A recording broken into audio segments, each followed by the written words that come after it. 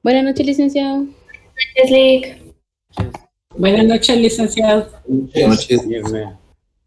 Bien, bienvenidos. Vamos a darle la palabra al licenciado Vázquez para que finalice el día de hoy con el tema de números índices. Por favor, Lee. Buenas noches, solo denme un minuto. Ahorita los vaya.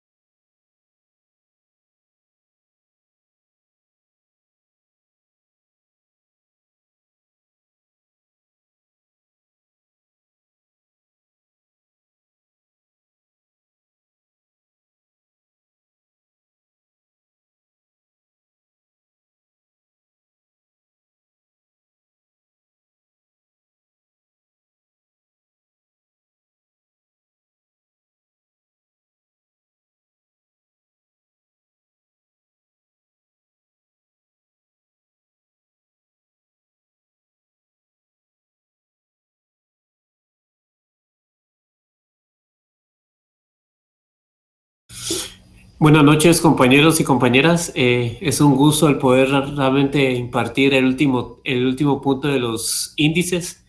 Si hacemos un repaso antes de continuar, recuerdan que entre los índices comenzamos a ver que estaban los índices simples y los índices complejos. Si recordamos, vimos entre los índices complejos que estaban los no ponderados y los ponderados. Y vimos en los índices no ponderados la media simple y la media compuesta. Y dentro de eso también vimos hablamos acerca de que vamos a ver los aritméticos, los geométricos, pero también vimos acerca dentro de los índices ponderados, ¿verdad? Vimos el índice de las Peires, el índice de Pache, y vimos el índice ideal, que es la combinación del índice de Pache y el índice de las Peires. Entonces, hoy vamos a continuar con el último índice. Por cada diapositiva que yo vaya pasando, le voy a pedir a un compañero que me ayude. Así que voy a ver si desde aquí realmente están en la clase o simplemente están conectados. Y le vamos a pedir vamos a ver, a Damaris que nos pueda comenzar a ayudar. ¿De acuerdo?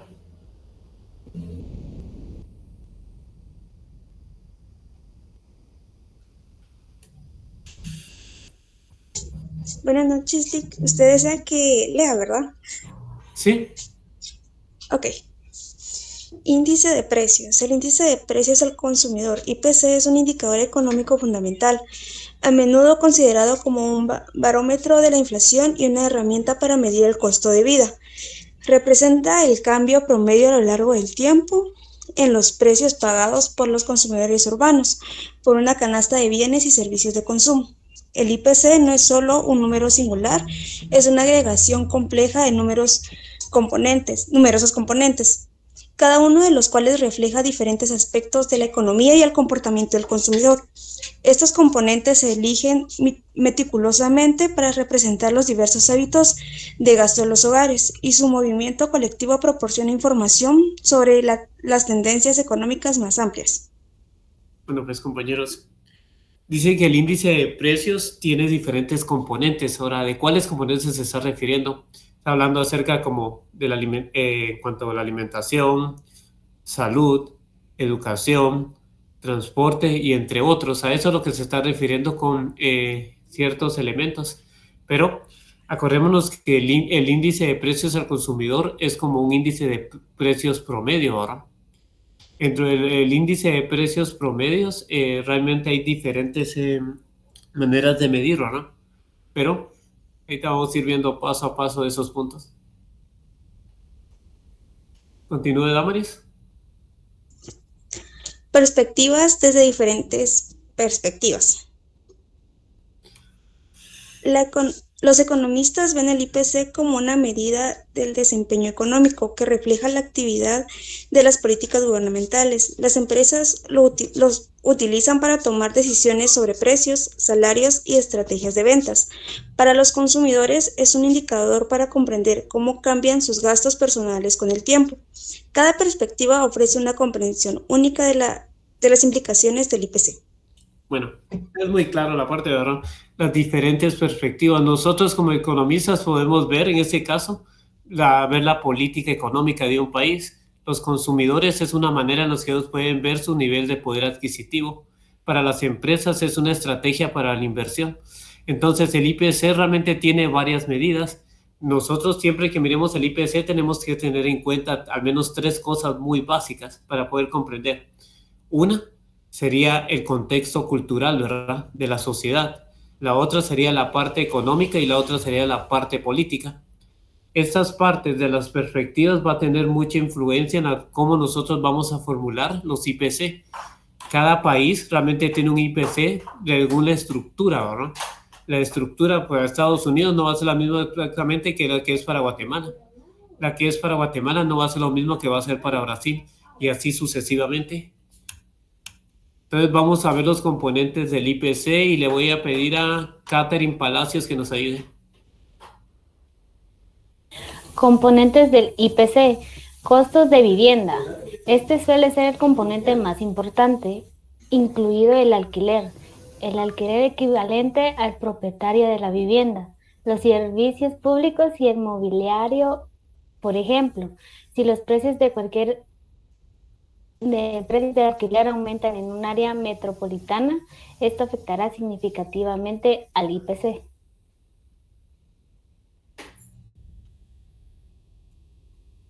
Alimentos y bebidas. Tanto salir a cenar como hacer compras entran en esta categoría.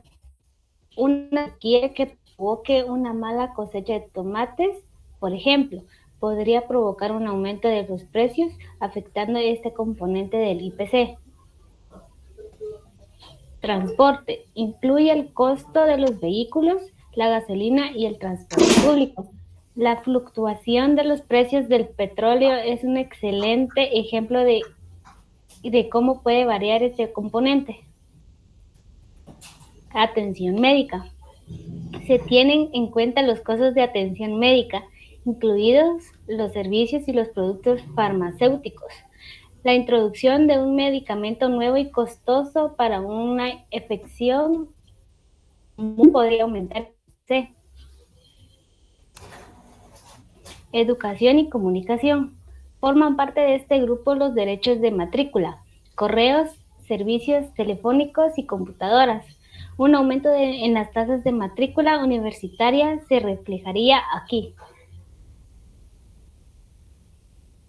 Recreación. Se incluyen bienes y servicios relacionados con actividades de ocio como televisores, mascotas y equipos deportivos. El lanzamiento de una consola de juegos muy esperada y con un precio más alto que sus procesadores podría influir en el IPC. Bueno, vamos a ver 2 ejemplos de maneras diferentes cómo realmente como consumidores o como sociedad podríamos afectar el IPC. Por ejemplo, Si vamos a tomar transporte, ¿verdad? Por ejemplo, en nuestro país, por lo general muchas personas tienen un transporte personal, ¿verdad? Pero sin embargo es una minoría. Hacemos la comparación, por ejemplo, con Europa, con Estados Unidos. Canadá es otro país que podríamos tomar como ejemplo. Estos países, por lo general, las personas suelen tener su transporte de manera personal. Las personas que tienen el transporte de manera personal, realmente el impacto que van a tener el IPC va a ser mucho mayor que el impacto que nosotros como guatemaltecos vamos a tener en la parte del transporte. Otra cosa de las cuales nosotros podemos ver, por ejemplo, sería con la educación y la comunicación. Con la educación y la comunicación, si las comparamos Estados Unidos, las universidades, con Guatemala, es muy diferente. Por ejemplo, como forman parte de ese grupo, como los derechos de matrícula, correos, servicios telefónicos y computadoras. Y nosotros miramos la parte de la tecnología, en comparación con nosotros, el nivel tecnológico en nuestro caso es mucho menor. Entonces, la educación y la comunicación como impacta en el IPC estadounidense es de una manera muy diferente. Pero sin embargo, dentro de los costos de vivienda, alimentos y bebidas, transporte, atención médica, educación y comunicación y recreación, esas variables van a afectar por una parte, así que tenemos que ver cuál sería el caso, pero de manera generalizada, dentro de la inflación de un país. Por ejemplo, ¿qué pasaría si en un país la inflación con los alimentos y bebidas, ¿verdad? Por ejemplo, en un país que, por ejemplo, Estados Unidos, Europa, son países que, por ejemplo, las personas, según sé, ellos van a cenar a eso, por las tardes, tarde-noche, ¿verdad? Mientras que en una cultura realmente como la de nosotros es algo mucho menor. Por ejemplo, ellos en todo caso, si hay una inflación, ¿qué va a tener la gente en ese caso? Van a tener que ajustar realmente sus recursos conforme a lo que puedan comprar en ese caso. En ese caso, por ejemplo, si iban a cenar, las personas para evitar afectar de manera negativa, haya más inflación o poder manejar mejor de hecho sus costes realmente de gastos, las personas van a tener que comenzar a preparar alimentos y así sucesivamente. Cada uno de estos componentes que miramos aquí tiene un impacto. Eso sirve para la formulación.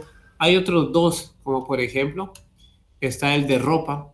Se realiza un seguimiento de los precios de ropa y calzado, las tendencias estacionales como el aumento del costo de los abrigos de invierno durante un invierno particularmente duro pueden afectar este componente. 8. Otros bienes y servicios. Esta es una categoría general para artículos no incluidos en otra parte, como tabaco y artículos de cuidado personal. En este caso sería notable, por ejemplo, un aumento de impuestos sobre los cigarrillos. Y Catherine, ¿puede continuar?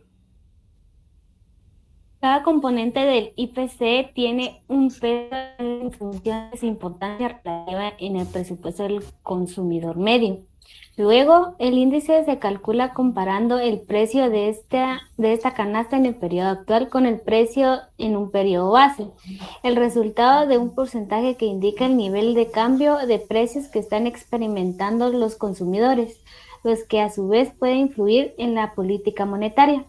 Las negociaciones salariales e incluso las prestaciones de seguridad social.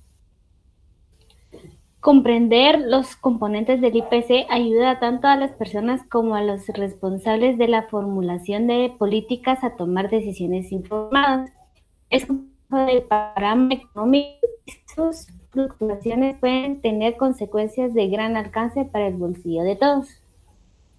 Bueno, la política monetaria, el IPC, es una parte clave y la pregunta es, ¿qué institución en Guatemala lleva ese control?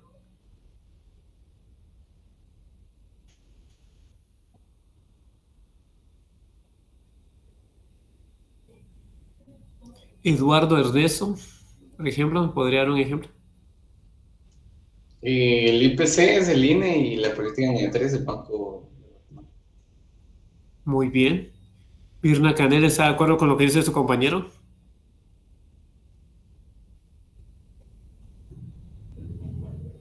Sí, licenciado. Bueno, vamos a contar. Ahora, usted, Mirna, me podría dar con decodificando la relación.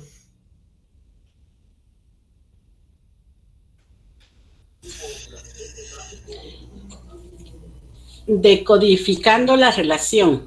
La relación entre el índice de precios al consumidor IPC y la inflación es un concepto fundamental en economía que afecta directamente el bienestar financiero de todos. El IPC es una medida que examina el promedio ponderado de los precios de una canasta de bienes y servicios de consumo, como transporte, alimentos y atención médica.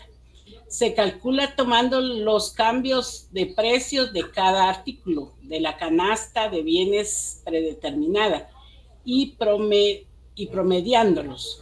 La inflación, por otro lado, es la tasa a la que aumenta el nivel general de precios de bienes y servicios y posteriormente cae el poder adquisitivo. Los bancos centrales intentan limitar la inflación y evitar la deflación para mantener la economía funcionando sin problemas. Bueno, pues vamos a ver cómo realmente nos ayuda eso, pero vamos a regresar a un curso. ¿Se recuerdan de Macroeconomía 1?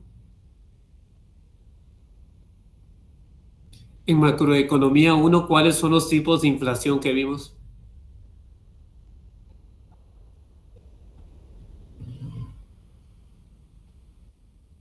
Sebastián. Sí, licenciado, disculpe. ¿Cuáles fueron los tipos de inflación que vimos en Macroeconomía 1? La inflación galopante, la reptante, la inflación, la hiperinflación. ¿A eso se refiere? Sí, se me está dando por su porcentaje, ¿sí? Ahí está la inflación normal, ¿sí? O moderada, la inflación galopante y la hiperinflación. ¿Y cuáles son los tipos por...? Ahí ya mencionaron uno. ¿Y cuáles son por tipos cuando no hablamos por numeración? ¿De acuerdo? Ahí dijeron la inflación subyacente. La subyacente, la importada, la general. Y no sé si se me está escapando alguna otra. No, ahí va. Corrémonos solo como recordatorio para los demás compañeros. Vimos la deflación, ¿sí? La desinflación. Vimos la estanflación, la inflación subyacente, creo que había una más, pero dentro de esas, si nosotros recordamos, la inflación subyacente es aquella que no incluye las volatilidades de los precios de alimentos que no han sido procesados y energías, ¿verdad?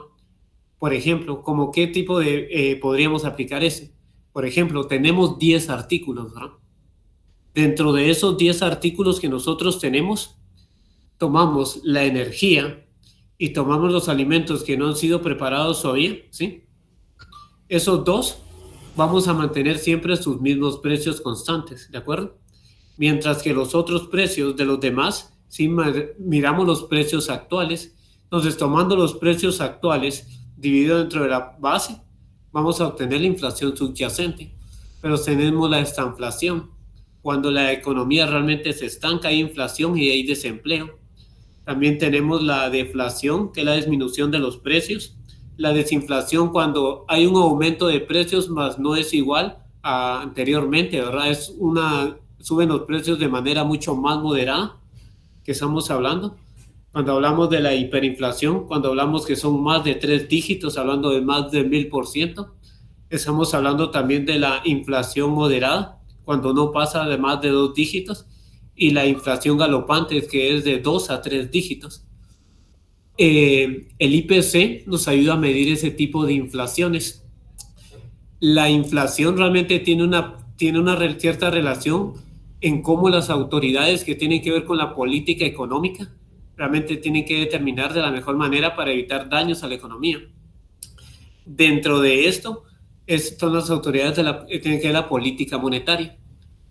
El índice de precios al consumidor, por eso se llama decodificando la relación, o sea, la relación que hay entre el índice de precios al consumidor y lo que es la inflación. Y eso es lo que está tratando de darnos a comunicar aquí. Dice que comprender el IPC es crucial porque se utiliza para ajustar otros indicadores económicos a los efectos de la inflación. Cuando el IPC sube, indica que el nivel general de precios está aumentando, es decir, hay inflación. Por el contrario, cuando el IPC cae, sugiere deflación o una disminución en el nivel de precios. Por ejemplo, si miramos como una deflación, podemos irnos o recordar aquel caso de Japón en el año de 1990. Ese sería un caso. Realmente cuando hay deflación, algunas personas podrían pensar, no hombre, es que los precios van a disminuir, ¿verdad? Lo que muchas personas hacen cuando miran que los precios van a disminuir y ellos tienen su poder adquisitivo, muchas personas guardan, ¿verdad? También su dinero. Eso es una de las causas. Y eso va a provocar de alguna manera una contracción de la demanda agregada. Por eso es una de las cosas que realmente la deflación, entre uno de los ejemplos, porque hay más causas o más ejemplos, cómo podría dañar la economía. Mientras que la inflación, en todo caso, el aumento de los precios, realmente las personas van a tener que un reajuste. Y si la política monetaria no se regula, eso va a tener ciertas consecuencias, como por ejemplo, podría causar incluso desempleo, ¿sí? Entonces nosotros vamos viendo que es descodificar o que es decodificando la relación. Hasta ese momento, compañeros, ¿qué pregunta tienen o qué les gustaría expresar dentro de ese tema?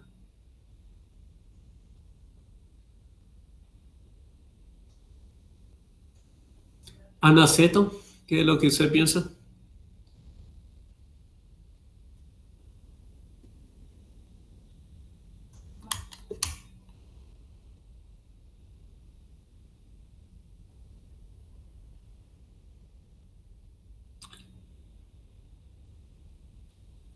María José, a ver si está conectada. Sí, licenciado. No tengo ninguna pregunta por el momento. Bueno, entonces vamos a continuar. Ahora María José, ¿me podría ayudar? Sí,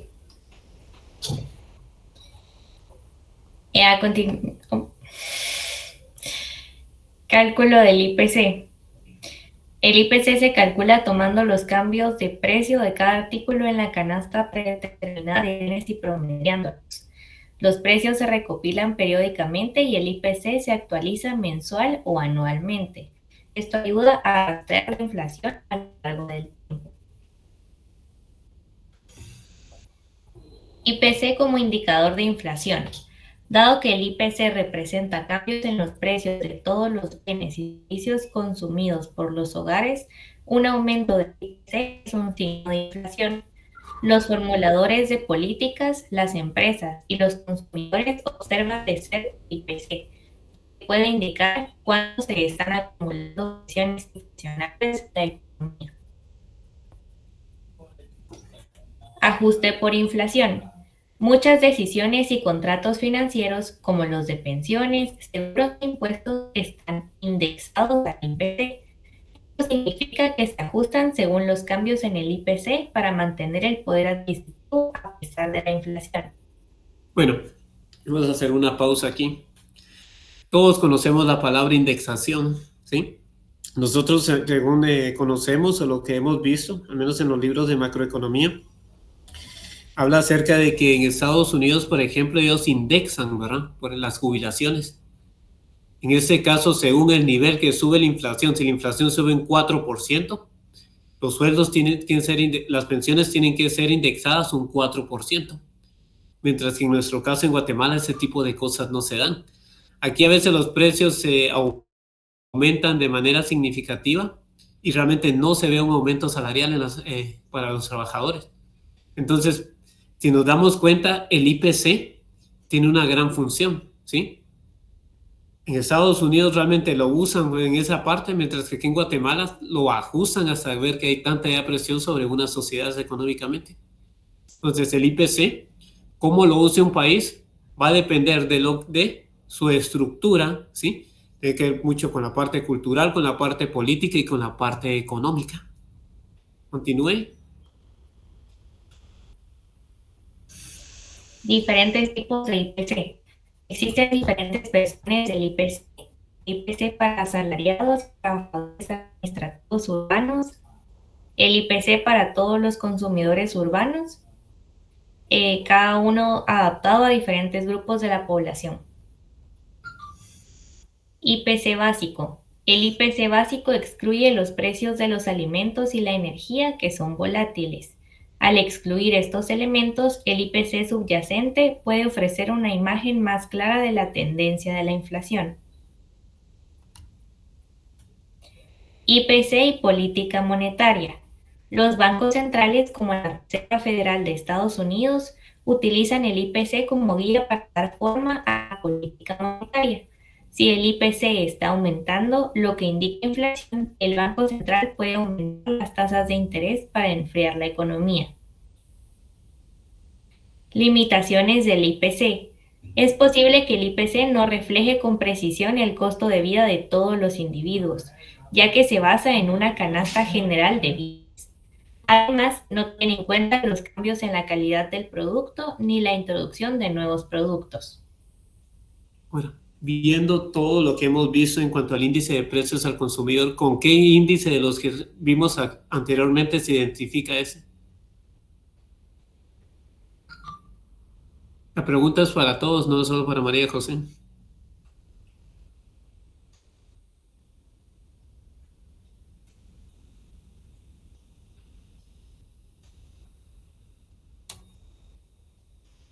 Disculpe, yo no le entendí la pregunta. Bueno, de todos los índices que vimos anteriormente, ¿con cuál índice se identificaría el índice de precios al consumidor?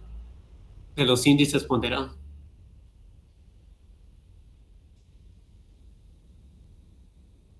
Eso es para que realmente puedan atraer a cuenta lo que hemos venido viendo. Esta última parte realmente les da la clave. Piensen, Yo diría que las PEIRES, porque Exacto. considera cantidades de los años base y no considera los cambios actuales. Exacto. Si se dan cuenta, el índice de precios al consumidor dice que no va a reflejar con precisión el costo de vida de todos los individuos.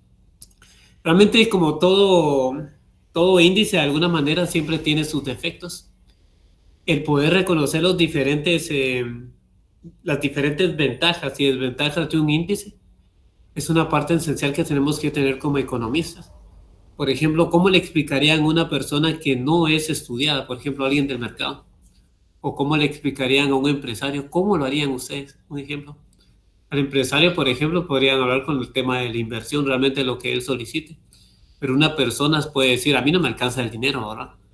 Voy al mercado o me voy a una tienda del barrio, miro los diferentes precios, podría decir la persona. Pero sin embargo, la persona realmente, nosotros, como les debemos decir, mire, por ejemplo, un ejemplo, ¿verdad? Él gana unos 3,000 quetzales, por ejemplo. Me voy a adelantar un poco a lo que vamos a ver más adelante.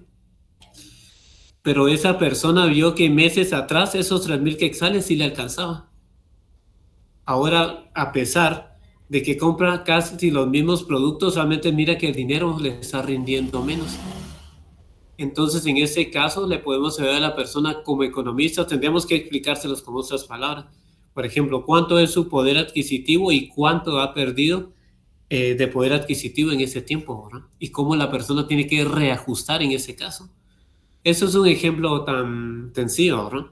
Que vamos a ver ahorita cómo calculamos.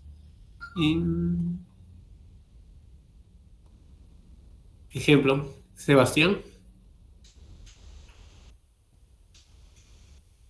Dice, ejemplo, considera un escenario en el que el IPC aumenta un 2% en un año. Esto significa que, en promedio, el costo de la canasta de bienes y servicios que representa lo que compran los consumidores ha aumentado un 2%. Si los salarios no aumentan al menos en el mismo porcentaje, el poder adquisitivo disminuye, lo que significa que la gente puede permitirse menos con la misma cantidad de dinero. Por eso, comprender el IPC y su relación con la inflación es esencial para la planificación financiera y la formulación de políticas económicas. Es un equilibrio delicado de mantener, ya que demasiada inflación puede erosionar los ahorros, mientras que muy poca puede conducir al estancamiento económico. Fórmula del IPC. IPC igual costo de la canasta en el periodo actual, partido costo de la canasta en el periodo base. Bueno, básicamente es las PEIRES, como lo miren, el costo de la canasta actual. En ese caso va la cantidad, ¿sí? Que se va a tomar de la base y se va a tener el precio actual dividido dentro del precio base y la cantidad base y se multiplica por 100. Y eso sería como un índice de las PEIRES. Pero, sin embargo, ¿cómo calculamos eso? ¿Verdad? Una compañera me preguntaba, ¿pero cómo calculo ese 2%? Simplemente es la misma fórmula. Realmente eso es algo que lo sabemos todos prácticamente de memoria, pero sin embargo también con el IPC se calcula el ingreso real o deflactado aplicando la siguiente fórmula. Aquí tenemos la fórmula del ingreso real o deflactado, donde es el igual al ingreso monetario dividido el IPC multiplicado por 100, ¿sí? Entonces, una persona que gana 2.800 quetzales, digámoslo, lo hace dentro del IPC, ¿verdad? Y lo multiplica por 100, eso le va a dar el ingreso real que está ganando en el momento. Y obviamente si ha aumentado el IPC, la cantidad de su ingreso o el ingreso real que tiene es mucho menor. Pero ¿cuál sería la diferencia, Wilson o William, Andrés, cualquiera de los dos me puede responder eso, para poder sacar el poder adquisitivo de una persona con referente a esto? ¿Cuál sería esa diferencia? ¿O no hay diferencia?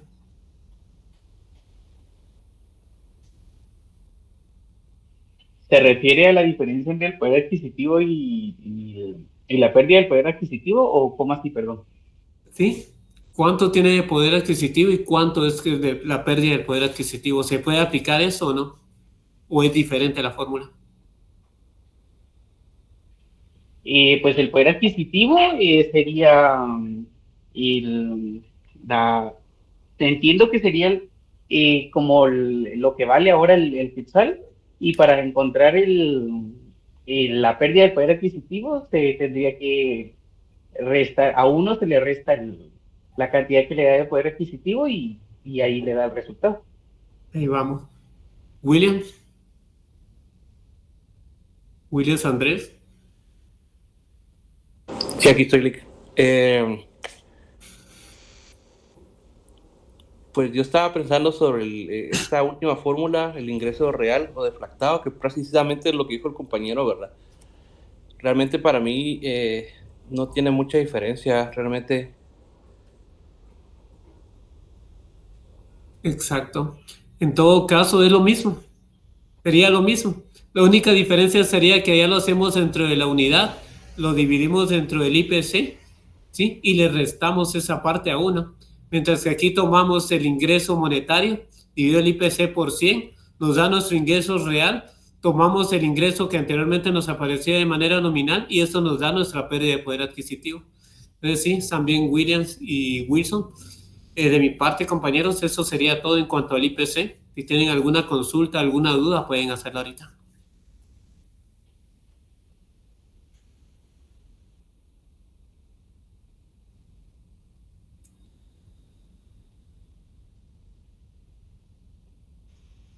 Yo tengo una consulta, pero no sé.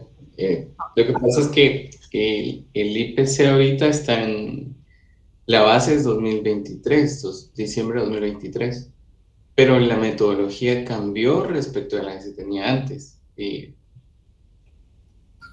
¿Realmente cómo podría ser comparable la nueva metodología con la anterior? No sé si está... Sí, entiendo su pregunta. Recuérdese que vamos a regresar un poco atrás para poder contestar.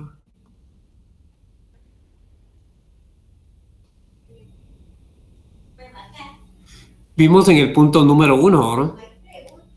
Esa es la parte de la metodología, ¿sí? Pero más atrás.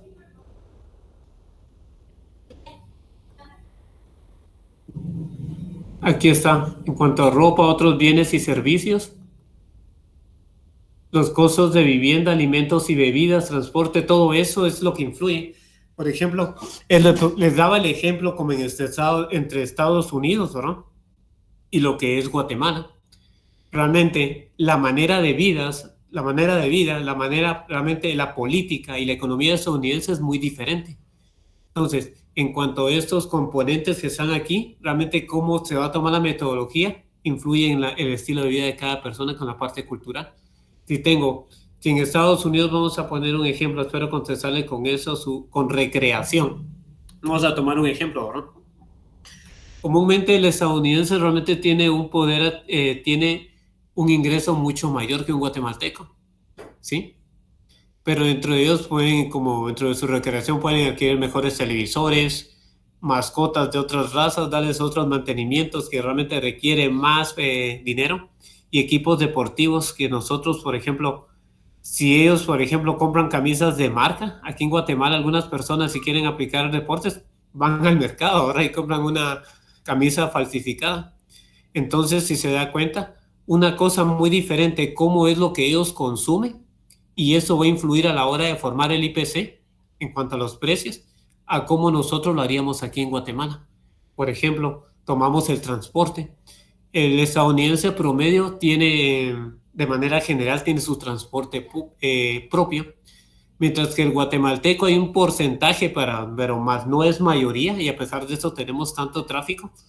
Realmente el adquirir un coche, la marca, ¿sí? El mantenimiento de ese coche, entre otros como aceites, todo ese tipo de cosas, va a influir realmente en los costos de transporte de esa persona. Mientras que un guatemalteco viene, agarra un carro que realmente es importado, ¿no? Realmente puede ser que el coste sea mucho menor en cuanto a la compra. La calidad del tipo de carro puede ser mucho menor a los que compran allá. Pero sin embargo, podría verse desde otra perspectiva. Un carro que viene importado nos puede dar más problemas. Puede ser que gaste más gasolina. Puede ser que el tipo de aceite por el poder adquisitivo no se gaste lo mismo. Los lubricantes, ¿sí?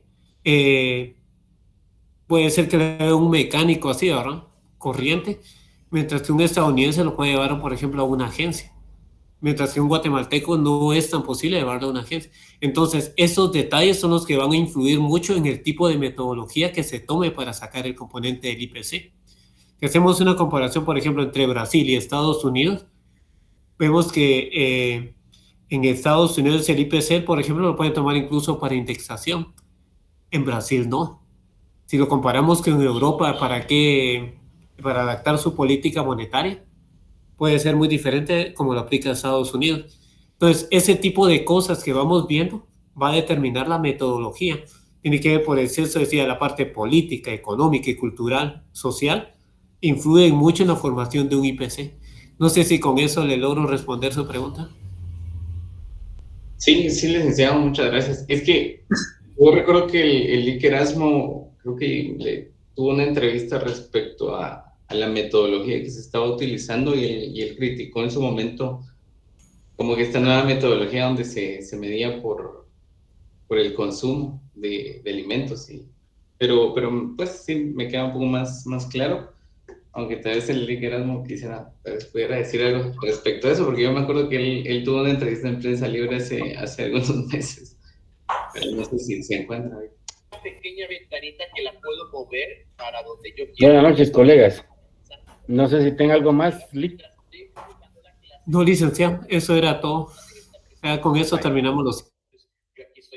Si me regala espacio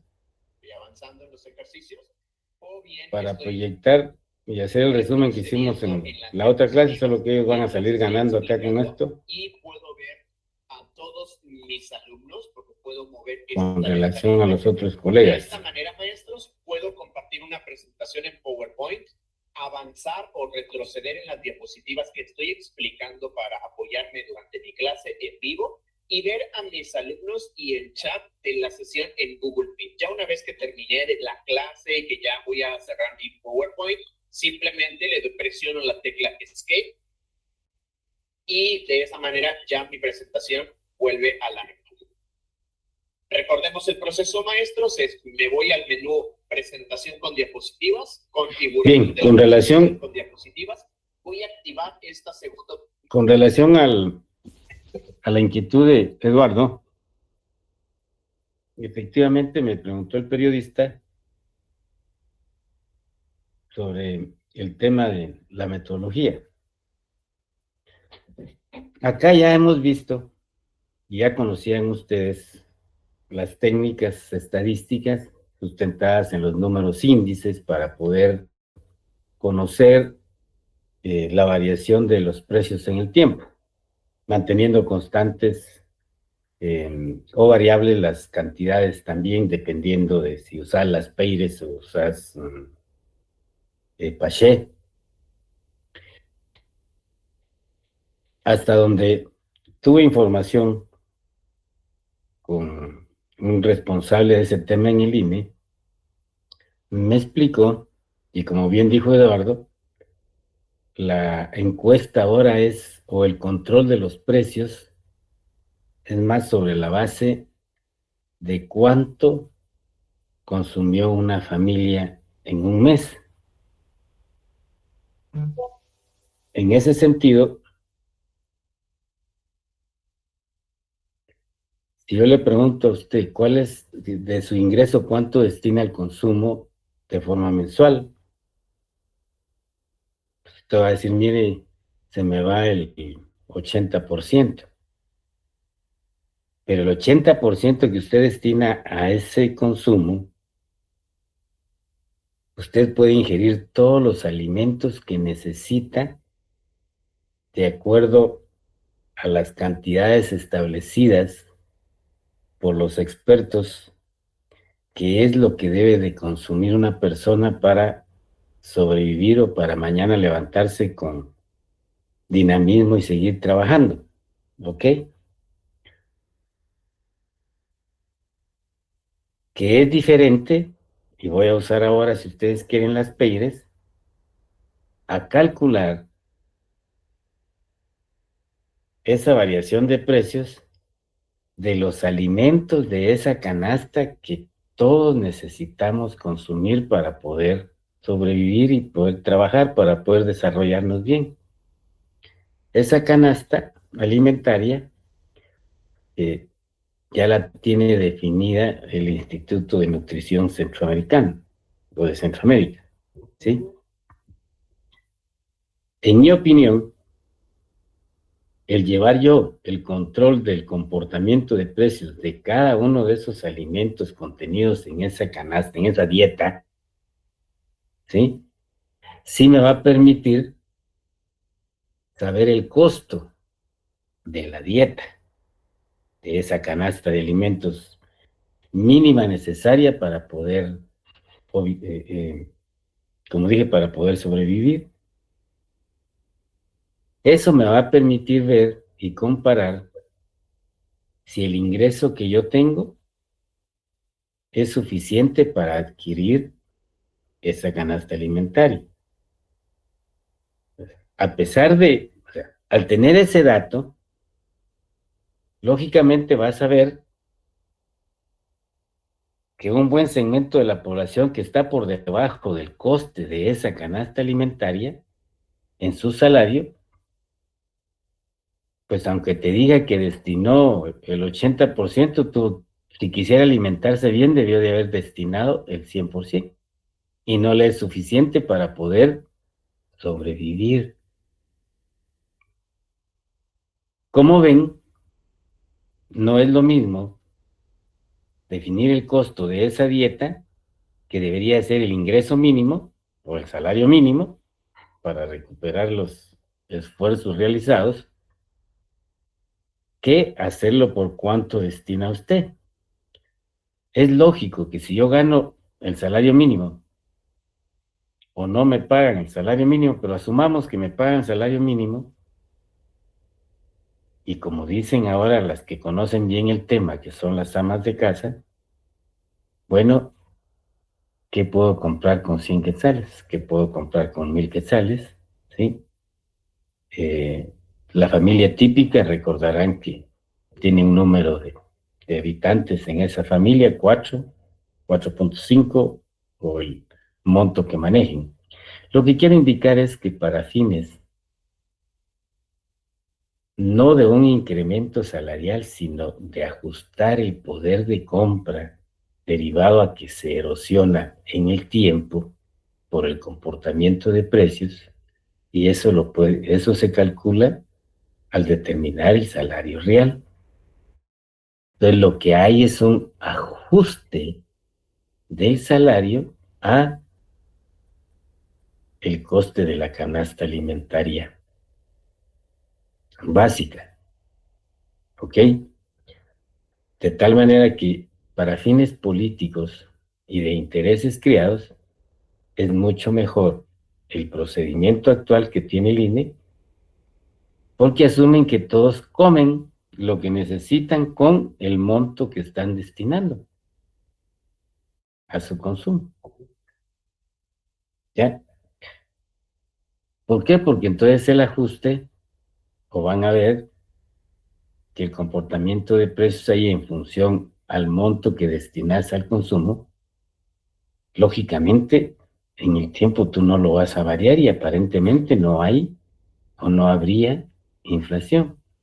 Pero repito, no estás calculando el comportamiento de precios de la cantidad de vitaminas A, aminoácidos que uno necesita, ¿ya? Y que hay alimentos, lógicamente está esa dieta de alimentos que contienen lo mínimo necesario para recuperar las fuerzas. Pues, como ven, es un tema polémico, pero igual la importancia de este indicador que estamos viendo ahora o que les mostró el I, que ustedes dieron también con Werner en metodología de la investigación, creo que da este punto también, que lo tenemos acá, pero desde la perspectiva de las cuentas nacionales. Entonces es importante que veamos un poquito qué necesitas conocer para saber de la importancia que tiene el control de los precios en una economía por los efectos nocivos que ya lo hemos visto con el tema del salario real pueda tener. Pero como siempre, y se los he manifestado, busco en estos cursos que ustedes recuerden todo su conocimiento para poderlo integrar. En ese sentido, yo quisiera saber, porque ustedes recordaran, si en macro vieron, cuáles son las causas de inflación. No sé si me lo puede comentar Luis Sebastián. En macro no recuerdo yo que hayamos visto las causas. ¿En teoría económica no lo vieron? En teoría económica y política monetaria, sí. Está la causa cuéntame. de la demanda, de parte de la demanda agregada, de parte de los costos y de parte especulativa, y otra creo que también que es estructural. Ok. ¿Cómo ven? Si ya tienen el tema de esas causas, como economistas ya pueden o podemos conocer qué tipo de decisiones pueden darse de acuerdo a las causas que están presionando los precios. ¿Ok? Como aporte, vamos a ver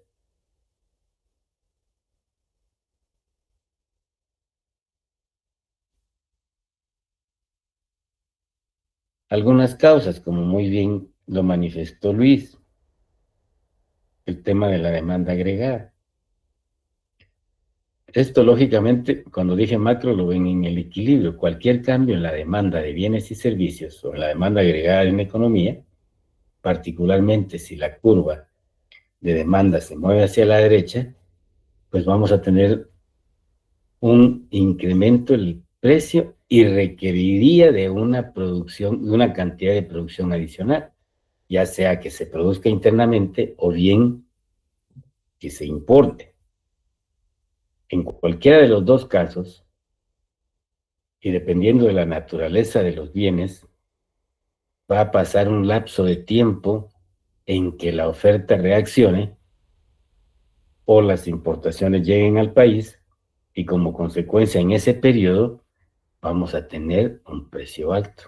Entonces, por ese lado es que se ve no el efecto, sino que la causa puede ser porque la población demanda más bienes y servicios y la oferta no se los puede dar en el corto plazo o inmediatamente, no los puede proveer, porque lógicamente depende de un proceso de producción, etcétera, ¿ok? O de importación. El otro tema es la oferta monetaria. Inyectar dinero a la economía, va a haber más plata en circulación y como consecuencia podría demandar más bienes y servicios. Siempre sigue siendo por el lado de la demanda. Los costos de producción. Aquí esa es la que le llamamos la causa por el lado de la oferta. ¿Qué significa? Que tienes una estructura de costos de producción y todas las materias primas y o factores de producción que necesitas para producir haya tenido una modificación el precio, ¿sí? En ese sentido, vas a tener presiones de incremento en los precios. ¿Por qué? Porque hay un incremento de tus costos. Y lógicamente, si lo absorbes tú, te reduce tu beneficio, ¿sí? Y si lo trasladas, pues debería de ser reflejado en el precio. Entonces, por ahí se puede dar el tema. El otro elemento son las expectativas. Y eso lo hemos vivido acá, que se especula que el presidente va a subir el salario mínimo en un 10%, pues, inmediatamente vieron que hay una reacción que también se conoce como en un tipo de inflación que es la psicológica, pero bueno, aquí están las expectativas. O bien, el productor y el consumidor. Esto lo vemos por el lado de la oferta. ¿Qué pasa con el productor? Si él ve que los precios de las materias primas en el exterior o en el mercado interno traen una tendencia alcista, pueden adelantarse y ajustar su precio antes de el pago de la factura que ya traía ese incremento. O sea, por el consumidor, que es decisión que tú ves, si te preguntan, mira, como economista, ¿qué hago? Mira, construí ahora, porque lógicamente, como viene la demanda, a corto o mediano plazo, los precios de los materiales de construcción van a subir y lógicamente la reparación o lo que vayas a hacer te va a salir mucho más cara dentro de 6 meses que si lo haces ahora. La expectativa que tenés de ese comportamiento de la economía. Para irnos a casos reales, la expectativa de todos los países a los que le va a subir el 25% de arancel de Estados Unidos, pues bueno, les genera esa expectativa y van a decir, bueno, ajustemos ya el tema de precios. Puede ser una causa, ¿ok? La política monetaria, si decide incrementar la tasa líder y como consecuencia de ese incremento hay una modificación en las tasas de mercado, pues el coste del financiamiento se va a incrementar y eso va a afectar la estructura de costos y como consecuencia se va a reflejar en el precio. La política fiscal, ahí tenés el caso de Argentina, ya sea para ¿cómo se llama? Reducir el tema de precios, que no es la causa, o no era la causa, pero bueno, ahí ¿qué hizo? Política fiscal reduce la demanda agregada, particularmente por el lado de la demanda del gobierno. Y como consecuencia, ya no hay más dinero en la economía. Política monetaria, ok, la oferta monetaria, se reduce la oferta monetaria y se reduce la demanda de bienes y servicios. ¿Ok? Y como consecuencia, si la demanda se mueve hacia la izquierda, vas a tener un menor precio, manteniéndose constante la oferta, por supuesto, un menor precio y una menor cantidad de producción. ¿Qué estás generando ahí? Ok, estoy logrando contraer la economía y como consecuencia reducir precios, pero no ataqué la causa original porque no era esa la causa, pero sí a través de una política fiscal, ya. Si se aumenta la demanda agregada producto del incremento del gasto del gobierno, lógicamente la demanda se va a mover hacia la derecha y nuevamente, mientras responde la oferta, va a haber un alza de precios. ¿ok? Los shocks externos, aquí no tenemos ningún instrumento porque es una variable externa. Lógicamente va a afectar por el lado de los costos, ¿ok? El mismo desarrollo económico va generando mayores niveles de ingresos o incrementa los ingresos y como consecuencia, o incrementa la ocupación, pues, y como consecuencia va a haber una mayor demanda y regresamos acá. Por eso es que muchos, y el ciclo económico que lo habíamos visto allá en política fiscal se recuerda, que cuando el ciclo está en auge o se recalienta la economía, conlleva presiones para un incremento en los precios. De esa cuenta es que, conociendo esto, puedes decir que es por el lado de la demanda agregada, por el lado de los costos de producción, ¿ok? Por el lado de la oferta monetaria, ¿sí? Y la especulativa que puede basarse en las expectativas, porque de alguna manera todas estas van a caer o a la demanda o a la oferta por el lado de los costos. Y lógicamente el tema del mercado del dinero. ¿Por qué les recordé esto? Que ustedes ya lo saben, ¿sí? Porque como economistas tenemos que conocer la causa para poder tomar las medidas correctivas que efectivamente respondan a las causas. Porque si no atacaste la causa, sino contrajiste la economía por otro lado, ¿sí? En un momento determinado esas causas van a seguir afectándote el tema de los precios. Si va a haber una mayor contracción, una mayor desocupación y los precios no ceden, se mantienen, ¿sí? Significa que entras en un proceso de estanflación, ¿ok? Que es mucho más delicado. Manifestamos esto, es decir, por la importancia del índice de precios al consumidor, me va a permitir conocer aquí las formas como están organizados los mercados, ¿ok? Pero me va a permitir conocer, y acá era para su recuerdo, y aquí tienen, por el lado de la demanda, por el lado de la oferta, costos, la oferta monetaria y la psicológica, ¿ok? Ocurre cuando las expectativas influyen en el comportamiento de los consumidores y de las empresas, ¿ok? Fundamental que esto les pueda, como repito, es un recuerdo y aquí estoy integrando su conocimiento para ver la importancia que tiene el tema. Ahora, ¿por qué es importante el cálculo?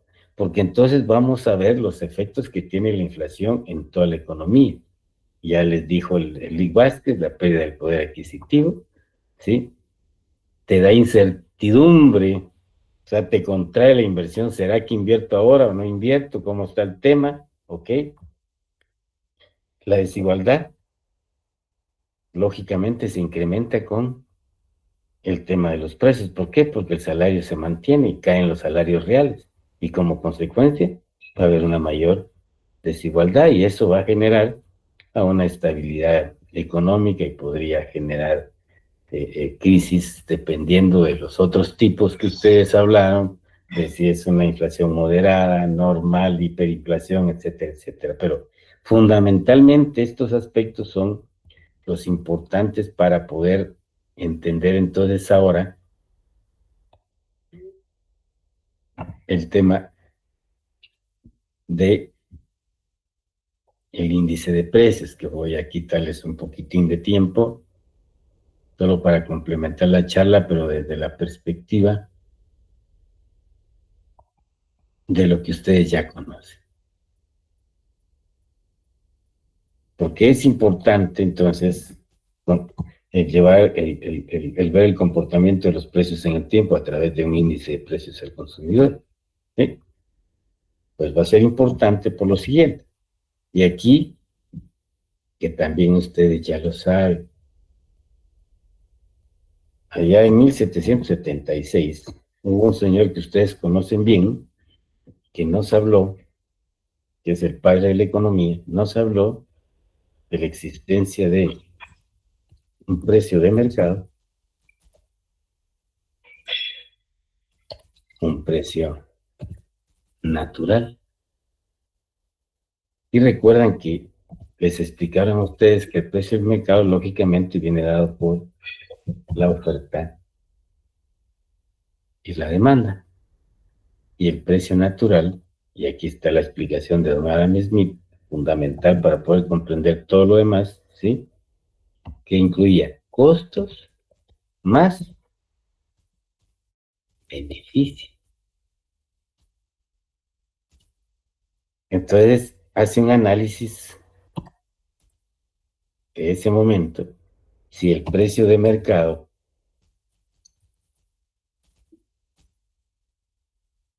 generado por la oferta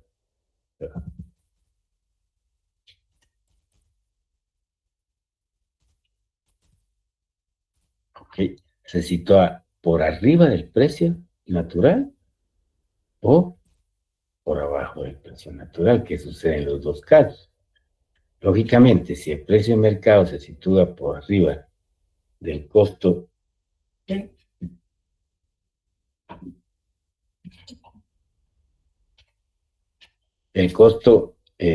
los costos y beneficios, aquí había un sobrebeneficio, porque ya el costo natural incluye el beneficio, ¿ok? Entonces, cuando se coloca por arriba, según Adam Smith, ya, ahí la igualdad o la competencia no estaba funcionando, porque había un sobrebeneficio. Y cuando se sitúa por debajo del coste natural, lógicamente, no iba a haber inversión, porque ¿quién iba a estar produciendo por debajo del costo, de los costos y los beneficios? ¿Ok? Esto lo llevó a lo que él manifestó y explicó como el círculo vicioso o un círculo del precio y el costo. ¿Ok? Pues él explicaba este círculo, aunque lógicamente la oferta y demanda determinan el precio, ¿ya? Pero que ese debe estar dentro del natural para obtener el beneficio. Entonces, aquí tenés el costo, ¿ok? Pero él manifestaba que ese costo también era un precio. Y es lógico, ¿no es cierto? ¿Ok? Y se da ese circuito, ¿ah? Precio, costo, precio. ¿Ok? Entonces, la parte del precio por arriba del costo, lógicamente va a ser el beneficio, y aquí el mercado, y aquí habría una economía de mercado, un libre mercado. Entonces, el conocer el comportamiento de precios nos pide también tener clara la estructura de costos. Ahora entendés por qué aparece acá la inflación por el lado de los costos y cómo explicas este tipo de inflación, que es lo que quiero checar acá, ¿sí? A ver, para continuar contigo, Luis, ¿te recuerdas tú el ejemplo del lápiz? De la división del trabajo. Exactamente. ¿Cómo lo vieron ahí? A ver, platícame, y yo hoy voy a tomar tus ideas para poder explicar esa parte un poquito acá, tomando lo tuyo. A ver, recuérdame, ¿cuál fue el ejemplo del lápiz? ¿Qué es lo que vieron? Pues que para la producción de un lápiz entran en juego muchísimas, digamos, personas con sus actividades productivas. Para producir lo que es el grafito, digamos, podemos ver lo que es desde las minas, con la extracción del grafeno, creo que es el grafeno y carbono. Esos materiales llevan todo un proceso productivo para transformarlos a las minas. La madera también se extrae de los bosques, se procesa, el lápiz también lleva pintura, entonces entra otra industria ahí. El borrador y el metal que lleva en el borrador también son otro de los componentes del lápiz.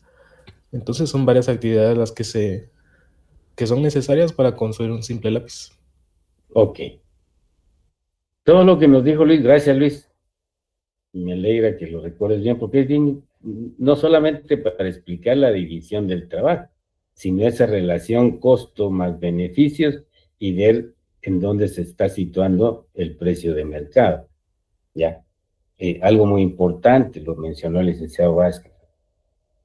No sé si así lo vieron cuando estudiaron a Adam Smith, pero todo el pensamiento económico debe analizarse en su contexto, en aquel momento, cuál era la situación política, económica y social del siglo XVIII, 1776, que sale la obra, pero que venía de los antecedentes que tomó Adam Smith, son de los mercantilistas, ¿ok? Y de otros autores que tenían ideas y lanzaban sus ideas, no estaba sistematizado. Quien sistematizó el tema, en mi opinión, es lo que debe valorarse de Adam Smith, sistematizó todo el bagaje de los conocimientos anteriores al siglo en que él produjo no solo la riqueza de las naciones o las causas de la riqueza de las naciones, sino también el otro documento que se conoce en el ámbito político, la filosofía de la moral y la ética. Se recuerdan un poquito también ustedes que complementa a la hora de estudiar las causas de la riqueza de las naciones, el conocimiento que él da sobre el contexto ético, etcétera, de aquel momento, su otro libro complementa y da una mejor comprensión. Y ahí es donde el aporte de él va por el lado del ordenamiento instantáneo. ¿Ya? Entonces, ojo, cuando él habla de libertad, ¿qué tipo de gobierno había en aquel momento? Una monarquía absoluta. Las decisiones estaban totalmente centralizadas en el monarca. Desde esa perspectiva ya comprendes por qué él sistematiza y desarrolla toda su teoría. Y se sustenta en el ordenamiento instantáneo, porque él dice que para poder llegar al lápiz había que cortar el árbol primero. ¿Ok? ¿Para qué? Para que luego se transporte y se lleve al aserradero, que va a producir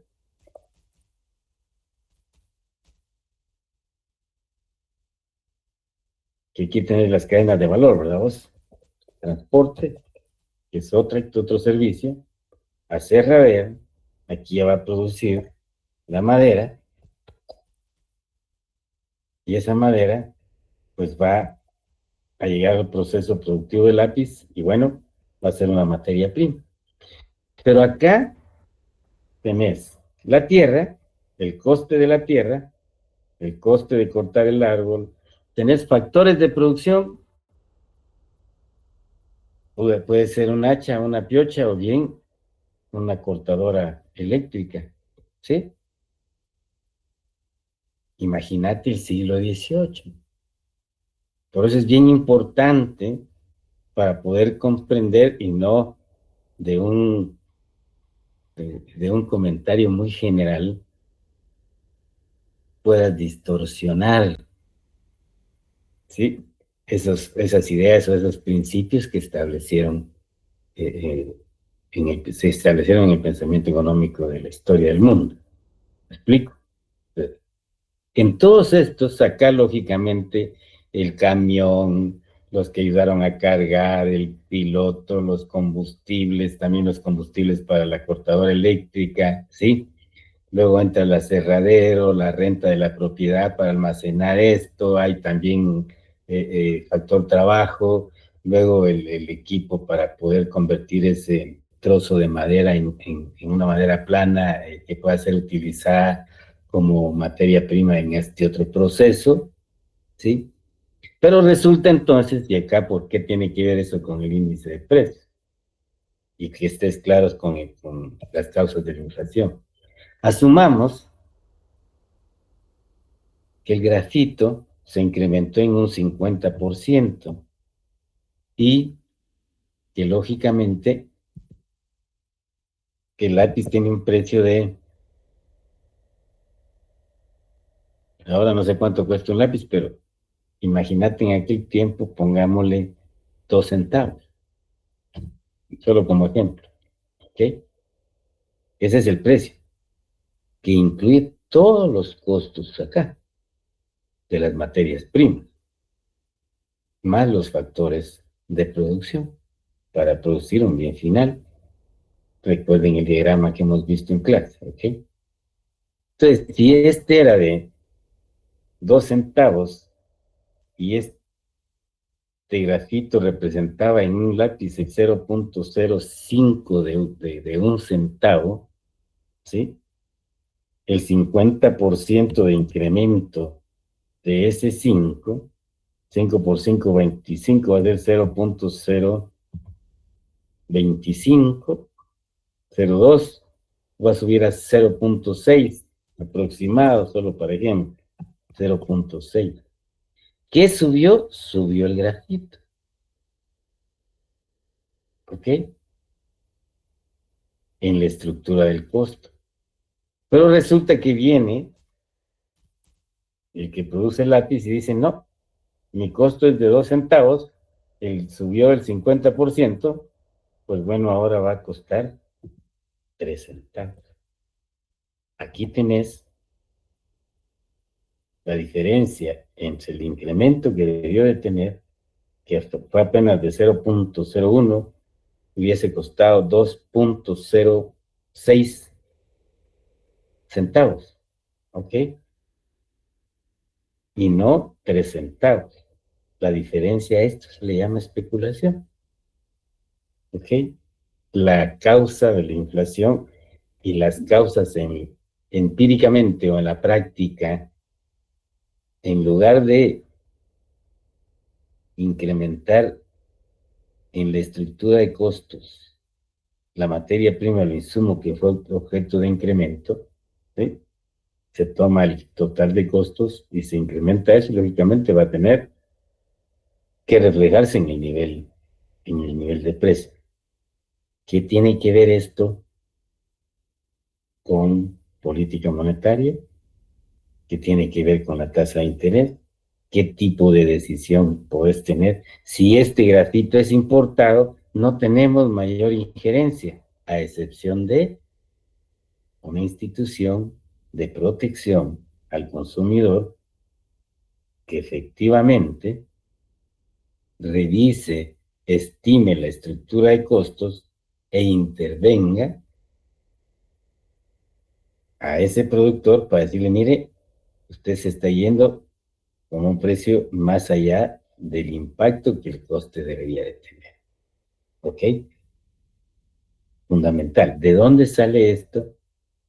O sea, ¿quién nos dio ese ejemplo y habló de precio-costo que después, o lo han escondido, la escuela de Chicago, los austriacos han escondido los verdaderos aportes de Adam Smith y le culpan de otros más, ya, bueno, le critican que no hizo mayor cosa más que recopilar todo lo que habían escrito los anteriores, pero bueno, eso no tiene nada que ver más, sino meternos a los aspectos de su contenido teórico que nos van a permitir comprender mejor la realidad y tomar las decisiones más correctas. Entonces,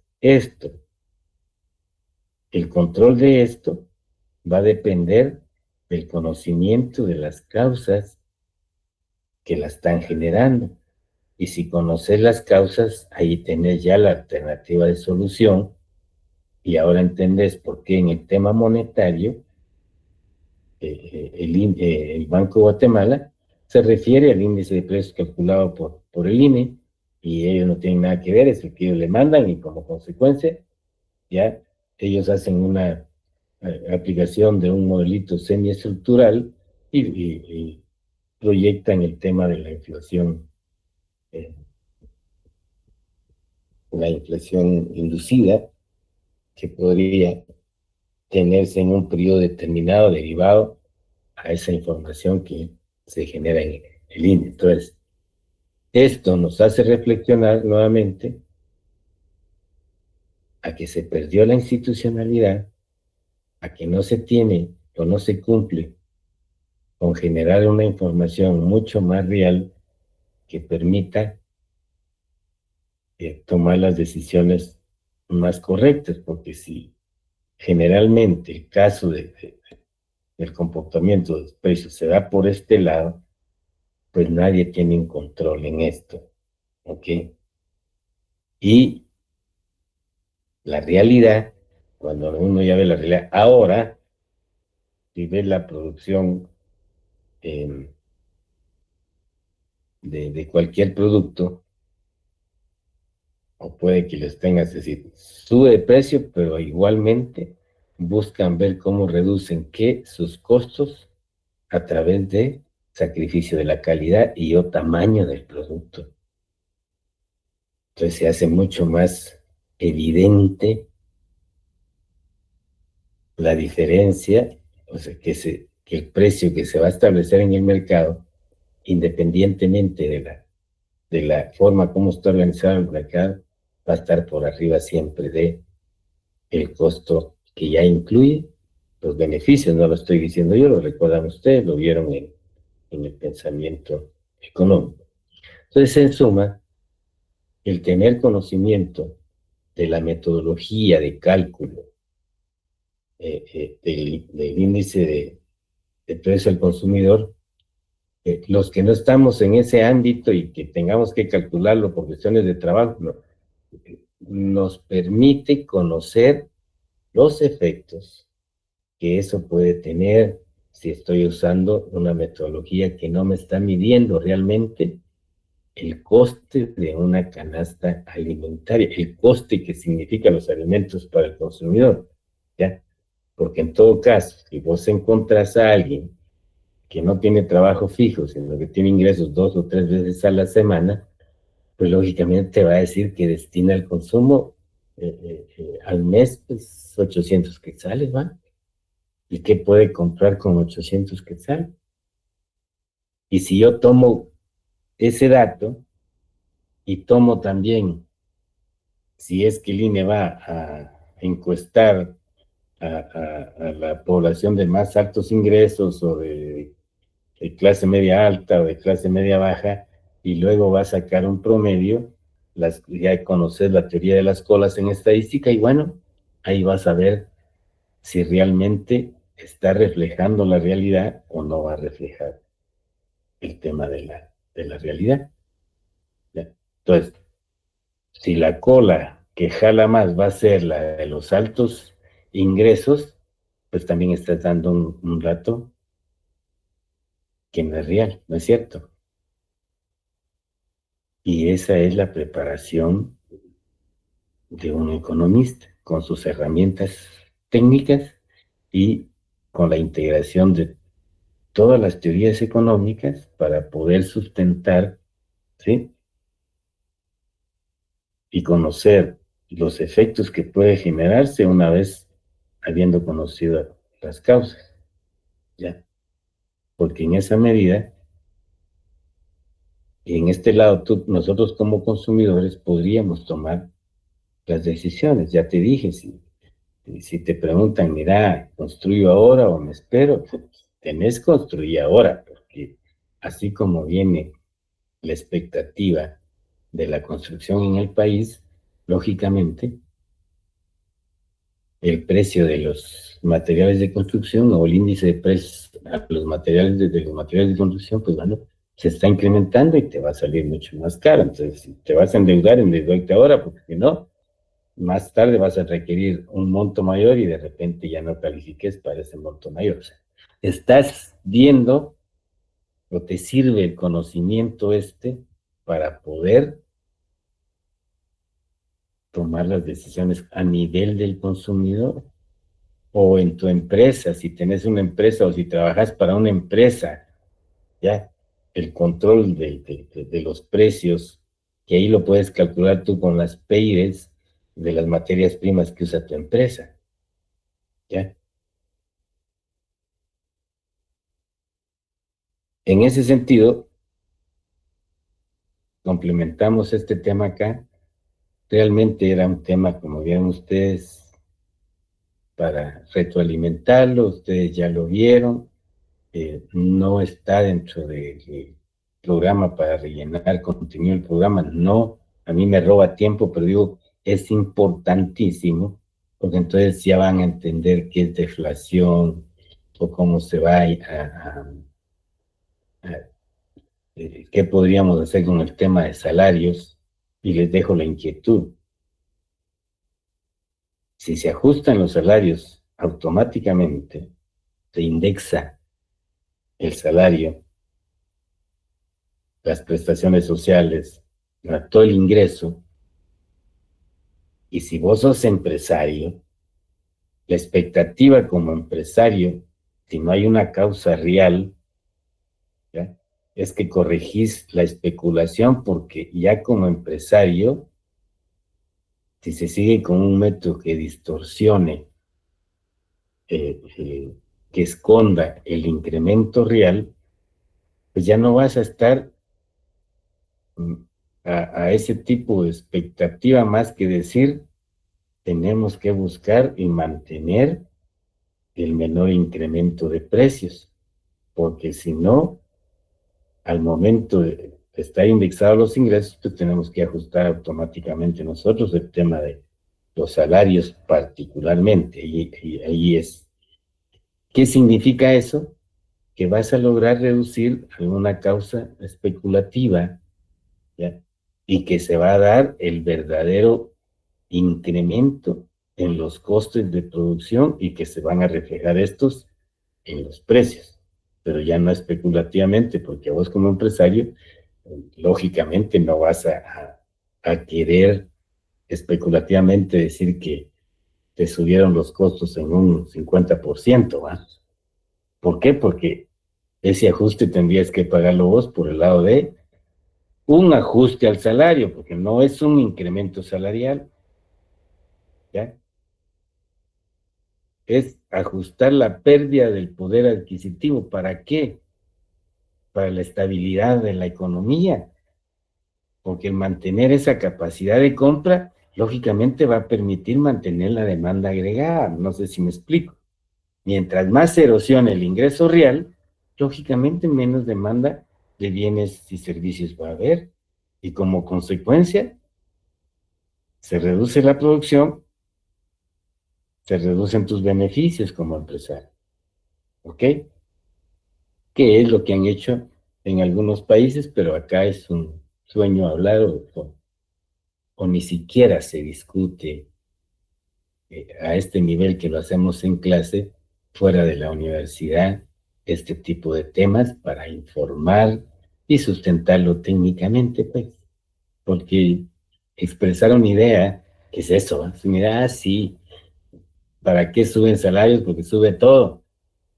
Es que no es la subida del salario. La economía necesita que el ingreso real no tenga mucha pérdida en su capacidad de compra, porque eso no es bueno para la estabilidad macroeconómica o la estabilidad de la economía. ¿Ok? Si tuvieran algún comentario, porque ustedes ya conocen todo esto, podrían comentar o aportar o complementar, o si tienen alguna duda o sospecha, pues bueno, tenemos un minuto más para que puedan hacerla.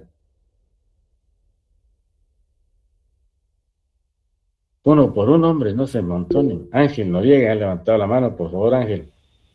Licenciado, solo una consulta, buenas noches. Solo para saber si existiera alguna posibilidad de tener alguna posible solución del laboratorio que entregamos el día lunes, solo para ver qué tan preparados estamos para el examen, licenciado. El examen es el... Es el lunes. No, pero yo le decía del laboratorio que entregamos el día lunes para entender si, cómo, o sea, si lo correspondimos o lo que yo por lo menos hice en el tema del procedimiento. Okay. A ver, no sé si ya lo revisó, licenciado Vázquez. Sí, ahí tengo la resolución, se los voy a mandar. Por favor, mándele acá a estudiante Gracias. El laboratorio calificado, dónde tuvo los errores y cómo era el laboratorio correcto. Y con eso creo que ya pueden practicar el fin de semana. Sí, pues el lunes tenemos examen, ¿verdad? Gracias, licenciado, muy amable. También a usted, gracias, licenciado Key. Bien, colegas, buen provecho. No les retengo más y nos vemos el lunes en clase. Feliz noche. Feliz noche, Lick. Buenas noches.